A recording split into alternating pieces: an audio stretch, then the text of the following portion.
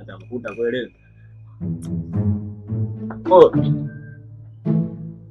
Watu wangu. Ajo bwana. Chapu. Vipi ndugu yangu? Hapa nilikuwa natengeneza vitu vyangu vipi hapa? Fresh ndugu yangu. Sana au si? Gudi kabisa. Nipange jirani. Au bwana unakuja na shida. Shida gani? Ana shida kubwa sana ndugu yangu.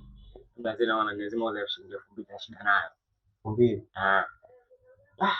Blaza. Shida bwana, hizo dadako zifungue unatusaidiane. Je, 2000 bwana. Shida nayo kweli. Sema nini blaza? Fresh. Kwa hiyo ipo 2000. Hapo fresh. Basi ndo maneno bwana.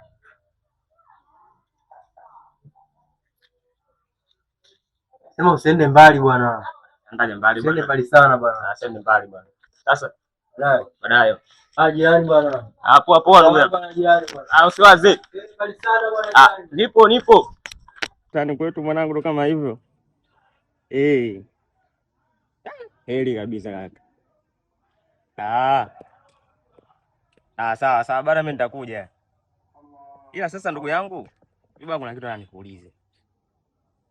Hivi ni kitu gani kibaya zaidi mtaani? Nani? Muulizaje?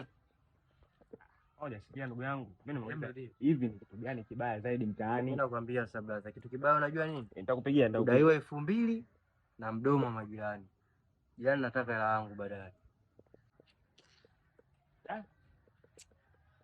Ni maisha.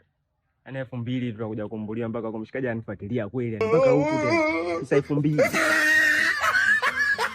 Atakubua kweli.